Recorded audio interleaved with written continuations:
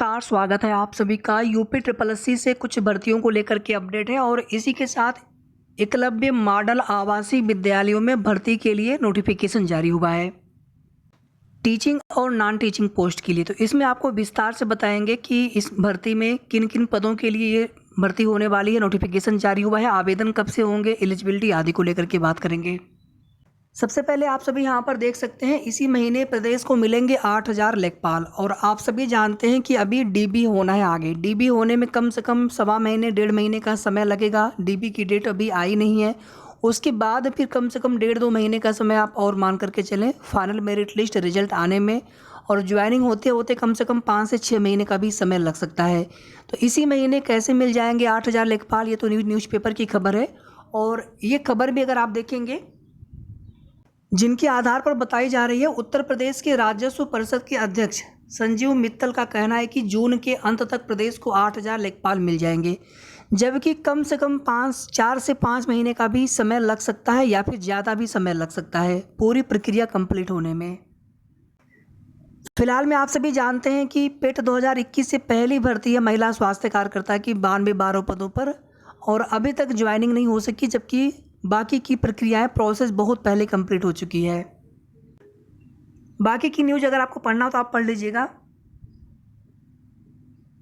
इसके बाद देखिए, पेट 2021 से जूनियर असिस्टेंट के 1262 पदों का विज्ञापन आया था और कल उसका ऑफिशियल सिलेबस भी जारी कर दिया गया है। सिलेबस में बदलाव हुआ है पूरी तरह से। तो जो मूल नोटिफिकेशन है उसमें जिस पैरा को संशोधित किया गया है उसी को लेकर के ये नोटिस है, कल नोटिस आई थी। और आप सभी जानते हैं कि कल हमने आप सभी को बताया भी था कि एकेडमिक हट चुका है। आने वाले जूनियर असिस्टेंट के नए विज्ञापन में भी एकेडमिक नहीं रहेगा, पुराने वाले से भी एकेडमिक हट चुका है। जहां पर पहले एकेडमिक था, अब उसकी जगह पर अगर आप यहां पर देखेंगे, कंप्यूटर व सूचना प्रौद्योगिकी और यूपी की सामान्य जानकारी को लिखित परीक्षा में शामिल किया गया है। यानी कि जो पहले वाला सिलेबस है और उसमें जितनी चीज़ें ऐड हुई हैं। अगर यहाँ पर टोटल आवेदन की बात कर लें तो 1,57,968 अभ्यर्थियों ने आवेदन किया है। लगभग 35,000 अभ्यर्थियों को मुख्य परीक्षा में बैठने का मौका मिलेगा, और इसमें भी बहुत सारे अभ्यर्थी इसलिए भी आवेदन नहीं कर पाए थे उस टाइम पे कि एकेडमिक उनके कम है, और उन्हें लगा था कि अगर पुराने वाले ही नियम से भर्ती होगी तो उनका एकेडमिक कम होने की वजह से उनको कहीं ना कहीं मेरिट में दिक्कत होगी। तो बहुत सारे अभ्यर्थियों ने आवेदन भी नहीं किया था, जबकि आवेदन करना चाहिए था। नियम कभी भी बदल सकते हैं और इसके लिए कोशिश भी चल रही थी। इसी तरह से पेट में आप देखेंगे एक मिनिमम कट ऑफ के लिए या फिर यूपी ट्रिपल एससी से भी वेटिंग लिस्ट है आदि को लेकर के भी पहले कोशिश की गई थी, आगे फिर से कोशिश होगी। पहले जो है लिखित परीक्षा के 65 और एकेडमिक के 35, कुल मिलाकर के 100 नंबर की परीक्षा होती थी। अब यहाँ पर शैक्षिक योग्यता के नंबर को समाप्त कर दिया गया है। तो सिलेबस एक बार आप ध्यान से सभी देख लीजिएगा फिर से, और इसी के अकॉर्डिंग आप लोग तैयारी करना स्टार्ट कर दीजिए। यहाँ पर सबसे महत्वपूर्ण जो है एग्ज़ाम डेट को लेकर के, कल भी हमने आप सभी को बताया था कि जुलाई में चांस बहुत कम है। जुलाई को आप मान करके न चलें, बहुत कम चांस रहेंगे। अगर आयोग बहुत जल्दी करते हैं तो जुलाई लास्ट तक, अदरवाइज अगस्त में इस भर्ती का एग्ज़ाम कराया जा सकता है, पूरी चांस है। तो 2 महीना मान करके चलिए आप सभी। हालांकि अभी आगे शॉर्ट लिस्टिंग की प्रोसेस होगी, पेट की कट ऑफ आएगी, उसके बाद एग्जाम डेट भी आप सभी को पता चलेगा।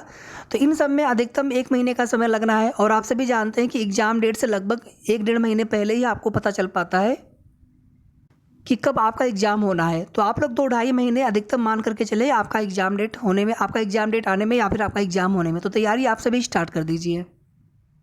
और एक चीज़ इसमें और देख लीजिए आप सभी की, जो पेट की कट ऑफ है, अब यहाँ पर देखिए, जैसे आप देखेंगे ना कि 99 परसेंटाइल से 100 परसेंटाइल के बीच में इतने अभ्यर्थी होंगे, तो क्या जो टॉप के सभी अभ्यर्थी हैं सभी लोगों ने आवेदन किया होगा? आवश्यक नहीं होता है, हो सकता है उसमें से बहुत कम लोगों ने आवेदन किया हो। तो इसीलिए जो पेट की कट ऑफ है थोड़ी सी लो रहेगी अदर भर्तियों की तुलना में। हो सकता है 98 से भी नीचे आ जाए, हालांकि 98 से नीचे आने की चांस कम रहेंगे, लेकिन आप लोग तैयारी करते रहिए। मौका मिला तो भी ठीक है, नहीं मौका मिला तो कम से कम आप किसी न किसी भर्ती में भी फॉर्म आवेदन करेंगे जहाँ पे आप एलिजिबल होंगे। और अगर यहाँ पर मौका मिल गया तो कम से कम पछतावा नहीं होगा कि हमने पहले तैयारी नहीं की थी।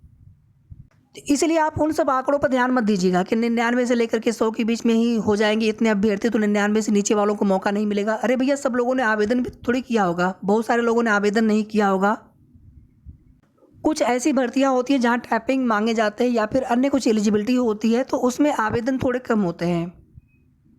इसके बाद देखिए, यूपी ट्रिपल एस से आने वाले विज्ञापन में AGTA के लिए आज कुछ अभ्यर्थी आयोग जा रहे हैं कि AGTA का विज्ञापन आना चाहिए। इसमें कुछ पोस्ट को लेकर के आप सभी जानते हैं कि कुछ इसमें सुप्रीम कोर्ट का मैटर है और उसी की वजह से ये विज्ञापन में देरी हो रही है।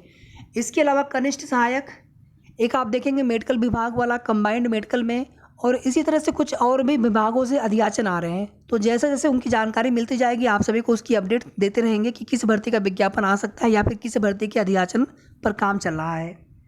अब आगे यहाँ पर देख लीजिए आप सभी, एकलव्य मॉडल आवासीय विद्यालयों के लिए भर्ती का नोटिफिकेशन जारी हुआ है। हालांकि अभी आवेदन स्टार्ट नहीं हुए हैं और ये भर्ती प्रक्रिया 3 सालों में ये रिक्रूटमेंट कंप्लीट की जाएगी। टोटल 38,800 पोस्ट हैं इसमें, और इसमें टीचिंग और नॉन टीचिंग सभी पोस्ट मिला करके है। अगर आप देखेंगे इसमें सब मिला करके टीचिंग नॉन टीचिंग में principal, vice principal, PGT, TGT, art teacher, music teacher, physical, librarian, counsellor, staff nurse, hotel warden, accountant, SSA, JSA यानी junior secretariat assistant, catering assistant, driver, electrician, कई सारे पोस्ट इसमें है। कुक हो गया, mess हो गया, चौकीदार, स्वीपर।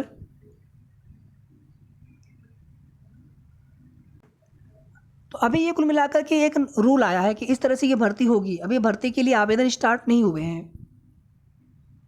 इसके बाद अलग अलग पोस्ट के हिसाब से और किस पोस्ट में कितना प्रोबेशन पीरियड है, मतलब परीक्षा का काल, कितना वेतन मिलेगा, एलिजिबिलिटी क्या रहेगी, सारी चीज़ें यहाँ पर दी गई हैं। जैसे यहाँ पर देखेंगे प्रिंसिपल के लिए तो टोटल 740 विद्यालय हैं एकलव्य मॉडल के, तो सभी विद्यालयों में एक प्रिंसिपल की आवश्यकता होगी। तो इस तरह से 740 पोस्ट प्रिंसिपल के हो गए। वाइस प्रिंसिपल के भी 740 पोस्ट रहेंगे। बाकी देखिए यहाँ पर नीचे एसेंशियल क्वालिफिकेशन आदि चीज़ें दी गई हैं, तो आप इसे देख लीजिएगा और बाकी इसके बारे में विस्तार से अलग सेपरेट वीडियो में बात करेंगे। कुल मिलाकर के BEd होना चाहिए, BEd अनिवार्य है। इसी तरह से आप देखेंगे वाइस प्रिंसिपल, तो हर विद्यालय के लिए एक वाइस प्रिंसिपल की आवश्यकता, 740 टोटल पोस्ट यहाँ पर रहेगी हर विद्यालय के हिसाब से। वेतन बैंड भी दिया हुआ है, कितना वेतन मिलेगा, प्रमोशन आदि को लेकर के।